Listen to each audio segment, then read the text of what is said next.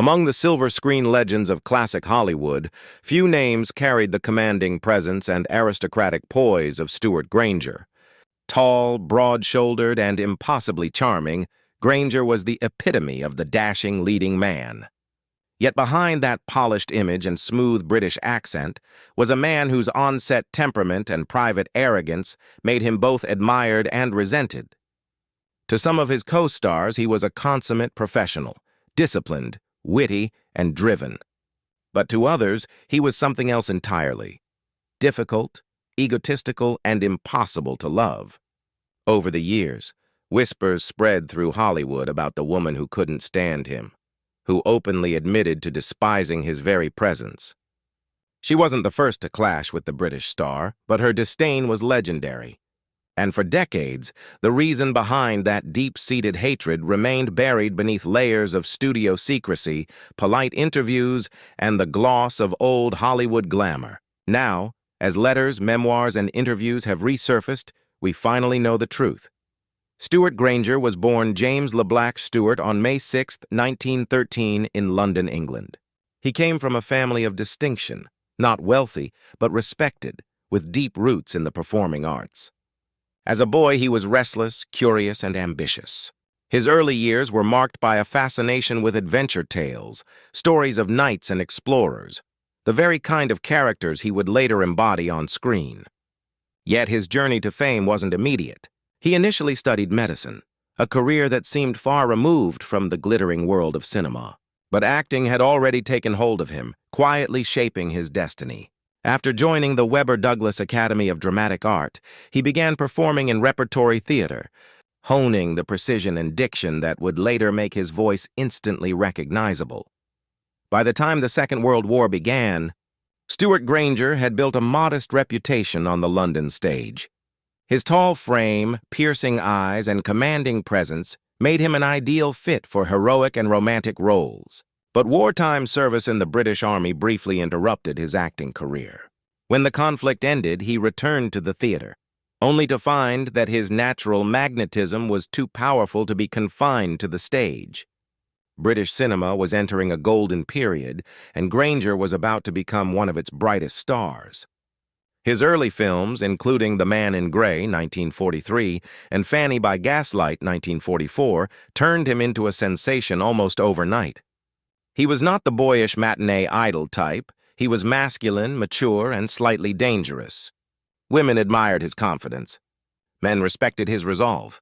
But what most didn't realize was that beneath that suave surface lay a man who constantly battled insecurity, pride, and an obsession with control. It was during these early years that Stewart Granger began developing the reputation that would follow him for the rest of his career.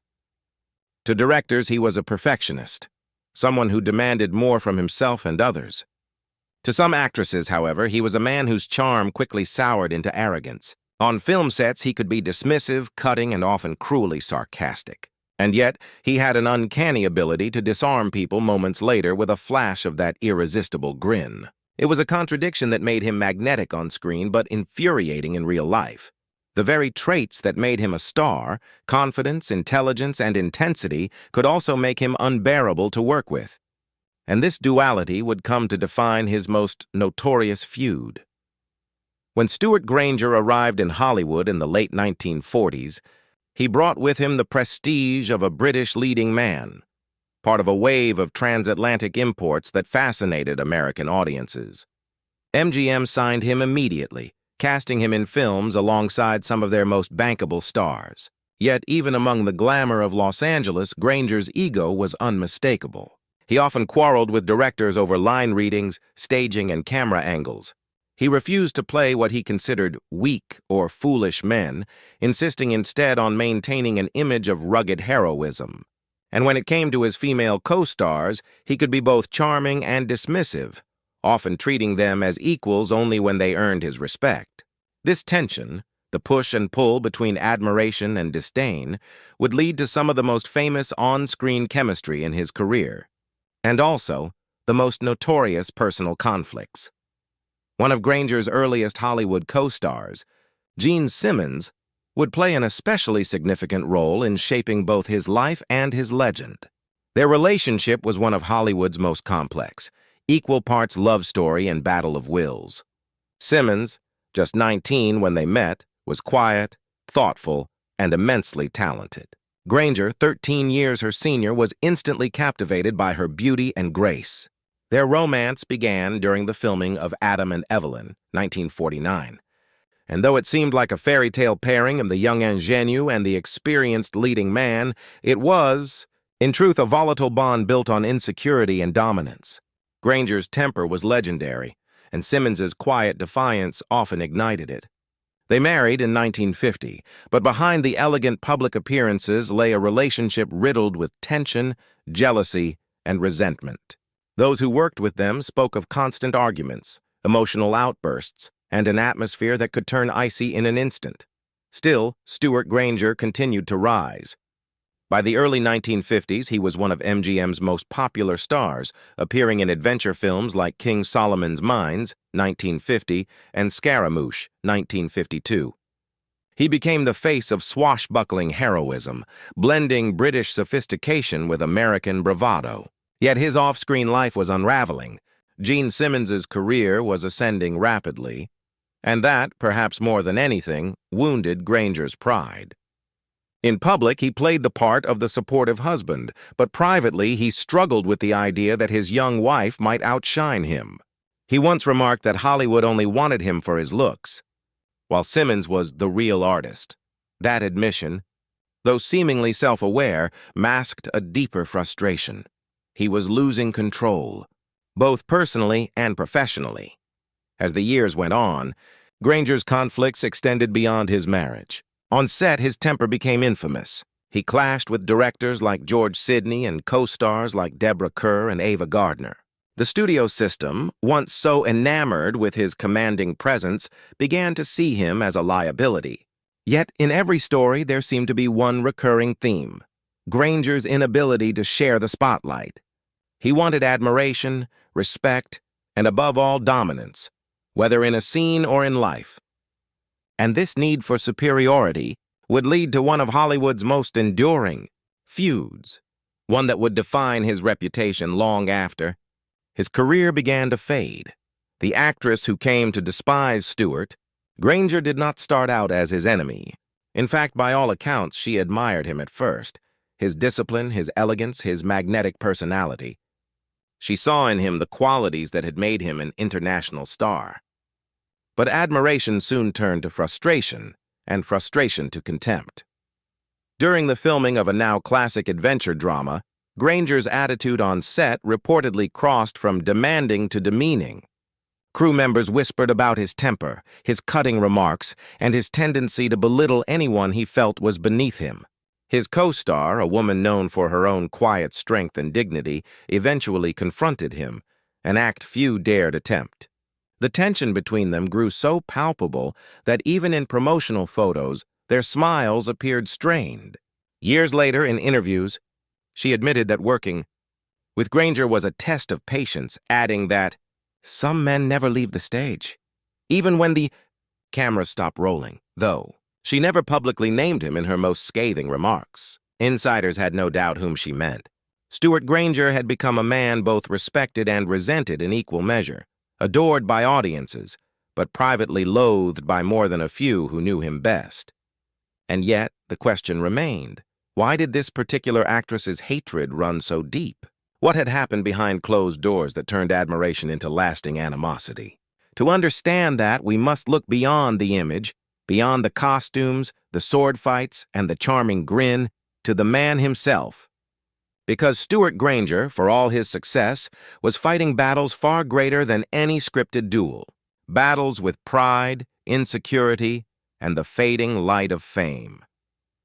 As Stewart Granger's fame reached its highest point, the fault lines in his carefully constructed world began to show.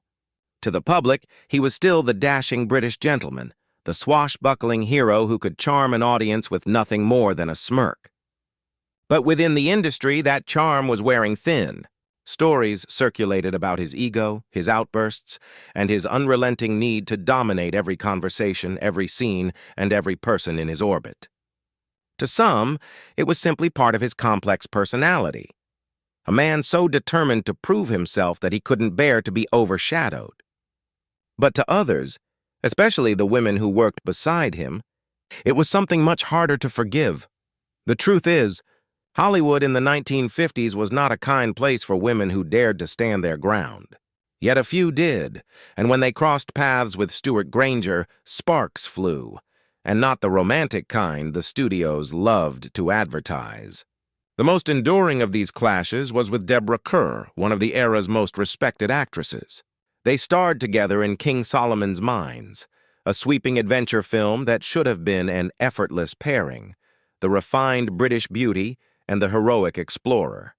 But what happened behind the scenes told a very different story. Kerr, known for her grace and quiet professionalism, found Granger's behavior intolerable. He was dismissive, competitive, and often belittled her in front of crew members. Their working relationship quickly deteriorated into open hostility. Years later, when asked about him, Kerr's tone was polite but icy. "We were not compatible," she said carefully, her eyes betraying a flicker of memory. He was a man who needed the world to revolve around him. Those who witnessed the tension described a constant battle of wills, two powerful personalities refusing to yield. For Kerr, who valued respect and collaboration, Granger's arrogance was a wound that never fully healed. For Granger, who could not stand being challenged, her quiet defiance was infuriating. Their feud became one of those whispered Hollywood stories, told in dressing rooms and studio cafeterias long after the cameras stopped rolling. But what made it truly unforgettable wasn't just the bitterness. It was how perfectly it captured Granger's own contradictions. Charming, yet cruel. Brilliant, yet self-destructive. As the years passed, the resentment between Granger and several of his co-stars only deepened. Ava Gardner, who shared the screen with him in Pawnee Junction, 1956, reportedly found him insufferable. "He thought he was God's gift," she once quipped during an interview, half amused, half disgusted. And maybe he was. To himself. Gardner's fiery personality was not one to tolerate condescension, and her clashes with Granger became legendary. Yet even she admitted begrudgingly that he had an undeniable magnetism, the kind of presence that could fill a room even when he said nothing. It was that magnetism, that impossible blend of arrogance and allure, that both defined and destroyed him. By the late 1950s, Stewart Granger's Hollywood star began to fade. The studio system that had once nurtured him was crumbling. Younger, more versatile actors were taking center stage, men who could play vulnerability as easily as strength. Granger, trapped in his own image, struggled to adapt. He resented the changing tides of the industry and often blamed others for his misfortunes. In private moments, he would confess to friends that he felt misunderstood, even betrayed. But many of those friends had drifted away, worn down by his temper and pride. The man who had once commanded film sets with authority was now finding himself isolated, his reputation stained by years of conflict. Still, Granger remained unrepentant. In his autobiography, Sparks Fly Upward, published in 1981, he spoke candidly about his feuds, particularly with directors and leading ladies. He described Deborah Kerr as icy, claiming she never knew how to laugh, while insisting he had been misunderstood by nearly everyone. His words painted him as a man still fighting the same old battles, decades after the war was over. And yet buried between the lines of bravado was something else, a trace of regret, perhaps even sorrow. He wrote that Hollywood ate men alive, and that it was a place where being polite was mistaken for weakness. It was as though he still needed to justify the persona that had both made and ruined him, the mystery of the woman who truly hated. Stewart Granger, however, goes deeper than one feud. While Deborah Kerr's disdain was public and Ava Gardner's mockery memorable, there was another, an actress whose hatred of Granger was personal, raw, and lasting. She had worked with him during a European production in the early 1960s, long after his Hollywood peak. By then, Granger had grown even more difficult, resentful of the roles he was offered and the declining respect he commanded. On that set, his arrogance collided with the wrong person, a strong-willed co-star who refused to be intimidated. She reportedly walked off the production after a series of arguments, claiming she would never work with him again. When asked years later about Granger, her response was short but cutting.